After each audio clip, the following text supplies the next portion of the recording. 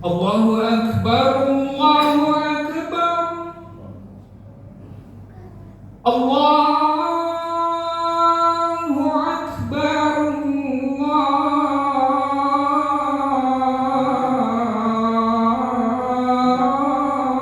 Allahu Akbar.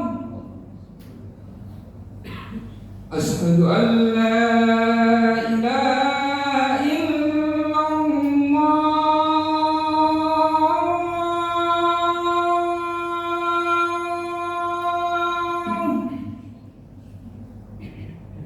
Asyhadu an la ilaha illallah.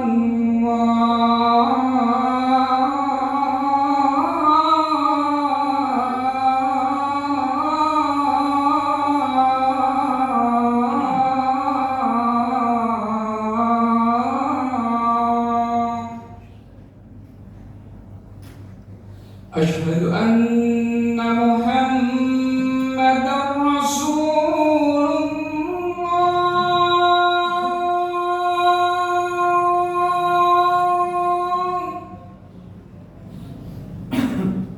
Asyhadu anna Muhammadar Rasulullah.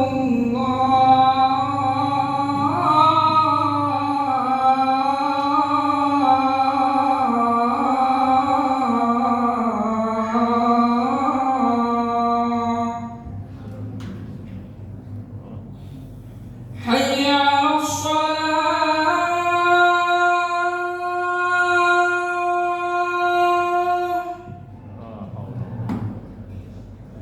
Hayya 'alas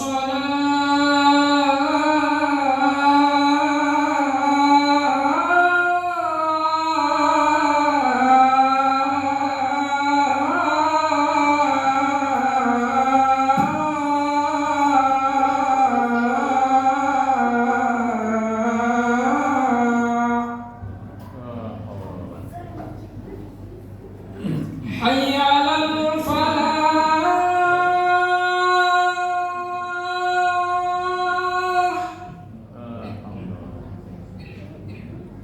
Hayya 'alal falah.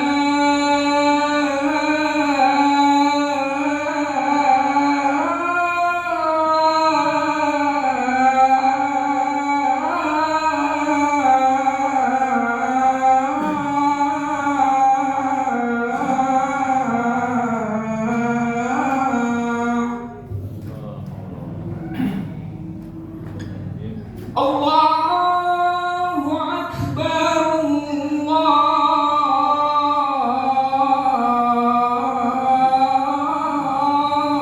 Allahu Akbar. La ilaha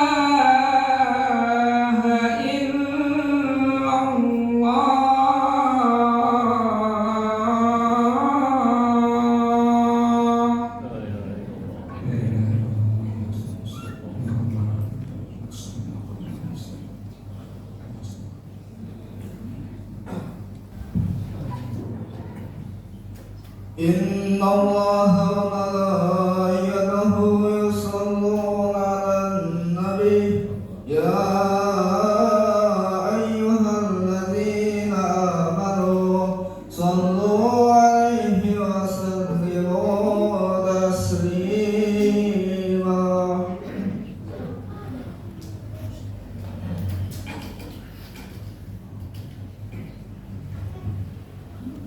Assalamualaikum warahmatullahi wabarakatuh. Allahu Akbar, Allahu Akbar, Allahu Akbar,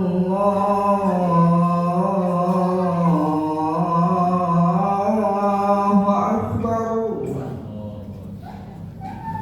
Asyhadu an la ilaha illallah.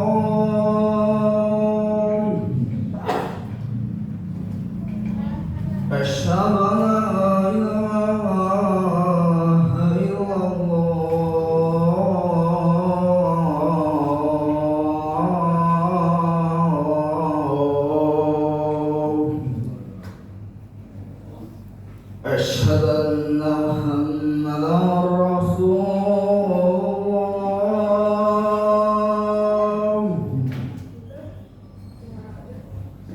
أشهد أن محمدا رسول الله.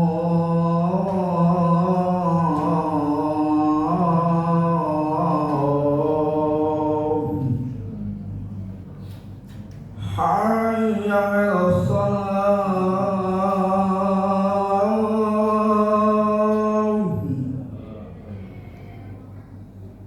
حي على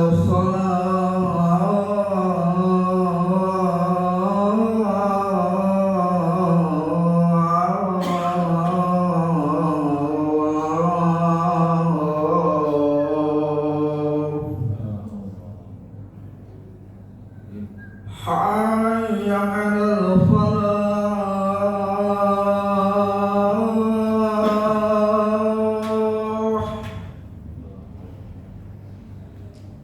حي على الفلاح.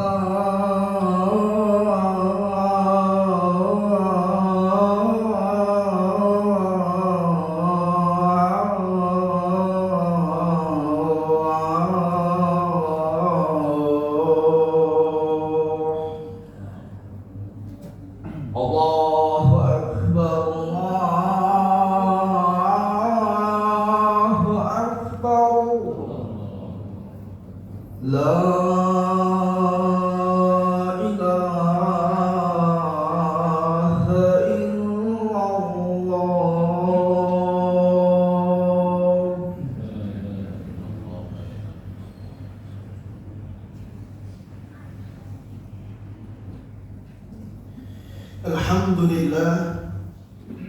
الحمد لله الذي جعل السعادة في صحبة السعداء وأفاض من علومه وأسراره على قلوب العارفين والأولياء. أشهد أن لا إله إلا الله وأشهد أن محمد رسول الله في كل لمحة ونفس عدد ما وسعه علم الله.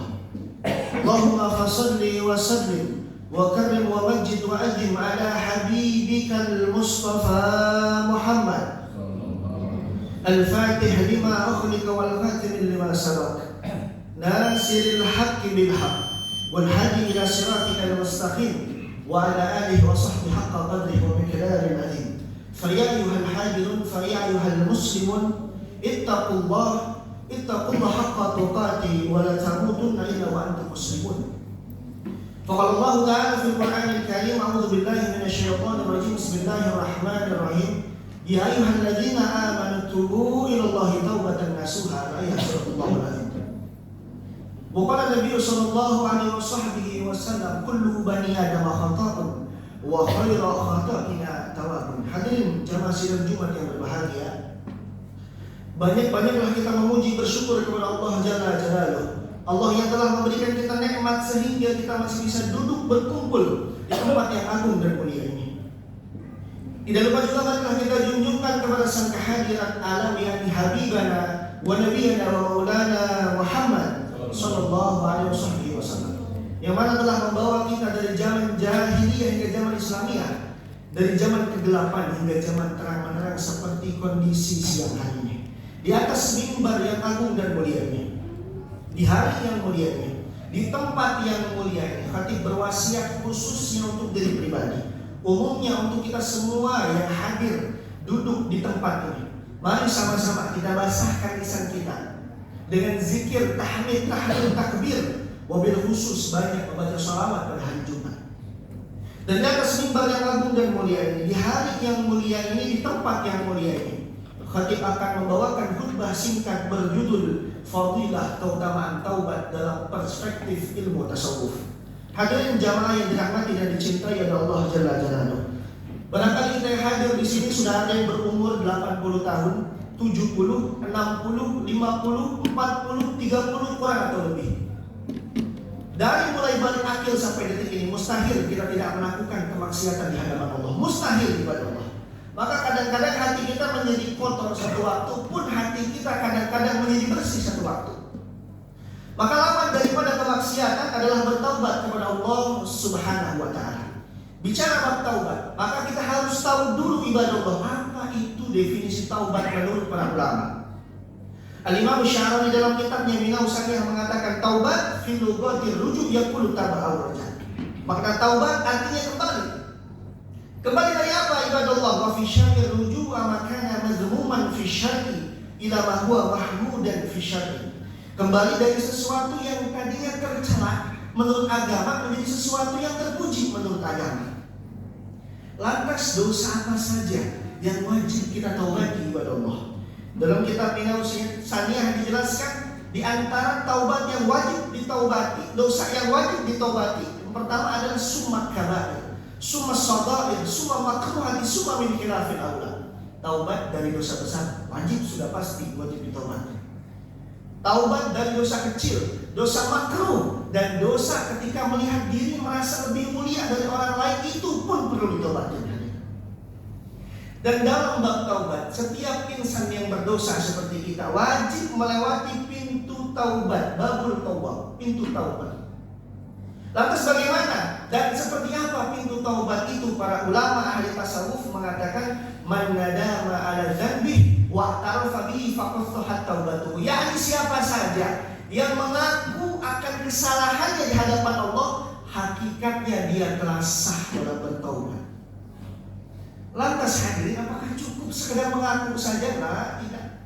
Maka Al-Imam Al-Ghazali dalam kitabnya Ihya Ulumuddin menjelaskan tata cara akobah, metode yang baik, bagaimana caranya agar taubat kita masuk kategori taubatan nasuha. Yang pertama, kalau kita ingin bertaubat kepada Allah, harus al-i'tiraf, mengaku di hadapan Allah Subhanahu wa taala akan dosa-dosa kita. Ya Allah, saya pernah zina. Ya Allah, saya pernah judi. Ya Allah, saya pernah minum khamar. Ya Allah, saya pernah korupsi. Ya Allah, saya pernah hina orang. Ya Allah, saya pernah zalim kepada orang. Al-i'tiraf, mengaku. Yang kedua, an-nadamah.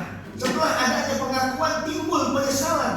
Kalau sekedar mengaku saja hadirin tidak dibarengi dengan penyesalan, kemungkinan jatuh ke dalam kemaksiatan yang sama. Yang kedua, an-nadamah, menyesal, sehingga penyesalan tersebut menimbulkan rasa malu di hadapan Allah. Yang ketiga, al-iqla', menghujam, berjanji dalam hati untuk tidak melakukan kemaksiatan tersebut dan menutup seluruh akses-akses kemaksiatan. Yang keempat, gemar melakukan amal soleh sebagai bentuk pertanggungjawaban atas kelalaian di masa lalu. Maka dalam kitab Al-Hikam, Al-Imam Ibnu Athaillah Sakandari menasihati kita dalam bait syairnya, farubba ma'siyatin awrasat dhullan wa intisar khairun min ta'atin izzan wa istiqbal. Apa kata Imam Ibnu Athaillah? Kemaksiatan yang menimbulkan rasa malu di hadapan Allah lebih baik daripada ketaatan yang menimbulkan rasa sombong. Hari ini umat Nabi Muhammad di akhir zaman diuji bukan dengan maksiat saja, tapi kadang kita tidak sadar diuji dengan ketaatan kita. Makin tambah baca Qur'annya makin sombong, makin tambah zikirnya, makin tambah banyak sholawatnya, makin banyak sedekahnya, merasa oh saya ahli zikir, oh saya ahli sholat, oh saya ahli sedekah, saya ahli sujud, saya ahli wakaf, saya ahli Quran. Makin tambah ibadahnya makin sombong, makin tambah ibadahnya makin congkak. Hakikatnya bukan tambah dekat, namun dijauhkan oleh Allah Subhanahu wa taala. Hadirin jamaah yang dirahmati dan dicintai oleh Allah Subhanahu wa taala. Maka Imam Al-Ghazali dalam kitabnya Ayyuhal Walad memberikan nasihat yang begitu indah kepada kita. Beliau mengatakan barang siapa yang masuk umur fase 40 tahun, kebaikannya belum banyak mendominasi daripada ketaatannya, siap-siap duduk di dalam neraka. Timbul pertanyaan, ada apa di balik umur 40 tahun? Kenapa umur 40 tahun ini diperhatikan oleh para ulama ahli qalbu? Apa rahasia di balik umur 40 tahun? Para ulama ahli tasawuf menjelaskan umur 40 tahun adalah fase kematangan jiwa seseorang, fase kematangan akal seseorang, fase kematangan rohani seseorang. Barang siapa yang sebelum masuk umur 40 tahun dia istiqomah hadir majelis ilmu, duduk majelis zikir, sering kumpul dengan ulama, lisannya sering basah oleh zikir, tahmid, tahlil, takbir, terbawa sampai umur 40 tahun, kemungkinan besar wafatnya husnul khotimah. Namun kebalikannya ibadah Allah, barang siapa yang sebelum masuk umur 40 tahun dia sering maksiat, dia sering zina, mabuk-mabukan, minum khamar, duduk dengan orang-orang yang jauh dari Allah, terbawa karakter tersebut sampai umur 40 tahun, kemungkinan besar kata ulama ini adalah alamatus syaqawah, ciri matinya su'ul khotimah. Na'udzubillah tsumma na'udzubillah. Hadirin jamaah yang dirahmati dan dicintai oleh Allah Subhanahu wa taala.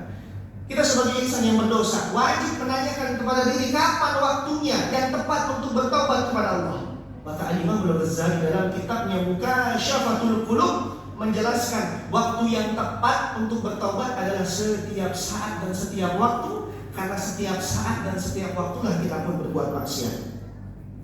Lantas apa ciri taubat kita diterima oleh Allah? Imam Ghazali menjawab dalam kitabnya, di antara ciri taubat kita diterima oleh Allah apabila kita sudah taubat, tidak melakukan kemaksiatan lagi, lalu jatuh lagi dalam maksiat. Ketika mencicipi kemaksiatan tersebut, Allah tidak berikan rasa nikmat, Allah tidak berikan rasa tenang, Allah tidak berikan rasa lezat dalam maksiat tersebut. Yang ada hati kita gundah gulana, tidak nyaman, tidak ada kenikmatan dalam maksiat. Itulah ciri jawaban dari Allah, taubat kita diterima oleh Allah Subhanahu wa taala. Dan kapan batas taubat kita diterima, hadirin? Nabi mengatakan kullu bani Adam khata'un wa khairu khata'ina tawwabun. Semua anak cucu Adam pendosa. Sebaik-baiknya pendosa adalah mereka yang bertobat. Kapan batas taubat kita diterima? Malam yughargir, ketika ruh itu sudah sampai di kerongkongan. Kalau ruh sudah sampai di kerongkongan, maka sudah final, hadirin. Allah perlihatkan tempat kembali kita. Allah min riyadil jinan au kufrah min kufarin miran. Taman-taman surga atau lubang di antara lubang-lubang neraka. Hadirin jamaah yang dirahmati dan dicintai oleh Allah Subhanahu wa taala. Maka bersyukur menjadi bagian dari umat Nabi Muhammad sallallahu alaihi wasallam. Dalam kitab Nasaihul Ibad karangan Al-Imam Ibnu Hajar Al-Asqalani, di situ dijelaskan bahwa Nabi Adam iri kepada umat Nabi Muhammad dalam bab taubat. Nabi Adam iri kepada kita umat Nabi Muhammad dalam bab taubat ketika ditanya, "Ya Nabi Allah Adam, kau ini seorang nabi, kenapa iri kepada kami umat Nabi Muhammad?" "Aku iri kepada umat Muhammad," kata Nabi Adam. "Umat Muhammad taubat di kota manapun diterima, sedangkan aku dulu makan buah khuldi satu saja. Aku harus bertobat di dua kota, Mekah dan Madinah. Di kota-kota lain, di tempat lain aku tidak diterima taubatnya. Taubatku hanya diterima di dua kota, Mekah dan Madinah." Yang kedua, aku iri kepada umat Muhammad dalam bab taubat. Umat Muhammad apabila maksiat tidak dipisahkan antara dirinya dengan istrinya, sedangkan aku ketika makan buah khuldi satu saja, maksiat satu saja, aku dipisahkan antara diriku dengan istriku Siti Hawa dari ujung bumi kepada ujung bumi. Yang ketiga, aku iri kepada umat Muhammad. Umat Muhammad bisa bermaksiat dalam keadaan telanjang, sedangkan aku ketika bermaksiat, aku ditelanjangkan oleh Allah Subhanahu wa taala. Yang keempat, aku iri kepada umat Muhammad. Umat Muhammad apabila bermaksiat lalu taubat, bisa otomatis Allah jebloskan dari dunia menuju kepada surga. Sedangkan aku ketika maksiat, aku dilempar dari surga menuju kepada dunia. Hadirin jamaah yang dirahmati dan dicintai oleh Allah Subhanahu wa taala. Mudah-mudahan kita yang hadir di sini Allah takdirkan kita taubat kita masuk kategori taubat dan nasuha. Dan mudah-mudahan Allah takdirkan kita wafat dalam keadaan husnul khatimah. Allah jauhkan kita dari kematian yang su'ul khatimah. Barakallahu li wa lakum fil Qur'anil karim wa nafa'ni wa iyyakum bima fihi min ayati wa dzikril hakim. Wa taqabbal minni wa minkum tilawatahu innahu huwas samiul alim. Allahumma salli ala sayyidina Muhammad wa ala ali sayyidina Muhammad. Alhamdulillah nahmaduhu wa nasta'inuhu wa nastaghfiruh wa na'udzu billahi min shururi anfusina wa min sayyiati a'malina. May yahdihillahu fala mudilla lahu wa may yudlil fala hadiya lahu. Asyhadu an la ilaha illallah wa asyhadu anna Muhammadar Rasulullah fi kulli lamhatin wa nafasin adada ma wasi'ahu illallah. Fa ya ayyuhal hadirun fa ya ayyuhal muslimun ittaqullaha haqqa tuqatih wa la tamutunna illa wa antum muslimun. Faqala Allah ta'ala fil Qur'anil karim, a'udzu billahi minasyaitonir rajim. Bismillahirrahmanirrahim. Innallaha wa malaikatahu yusholluna 'alan nabi ya ayyuhallazina amanu shallu 'alaihi wa sallimu taslima. Allahumma shalli ala sayyidina Muhammad wa ala ali sayyidina Muhammad kama shallaita ala sayyidina Ibrahim wa ala ali sayyidina Ibrahim wa barik ala sayyidina Muhammad wa ala ali sayyidina Muhammad kama barakta ala sayyidina Ibrahim wa ala ali sayyidina Ibrahim fil alamin innaka Hamidum Majid. Amin ya Allah ya rabbal alamin. Allahumma arham ummata Muhammad, Allahumma jibur ummata Muhammad, Allahumma sulih ummata Muhammad, Allahumma a'izzal Islam wal muslimin wansul man nasara ad-din واحذل من خذل المؤمنين واحرق أداءك وأداء الدين يا حي يا قيوم يا رحمن يا رحيم يا غني أغننا بفضلك عمن سواك اللهم يسر ولا تؤسر أمورنا فإن تيسير كل يسير فعليك يسير وصلى الله على سيدنا محمد النبي الأمي وعلى آله وصحبه وسلم والحمد لله رب العالمين. عباد الله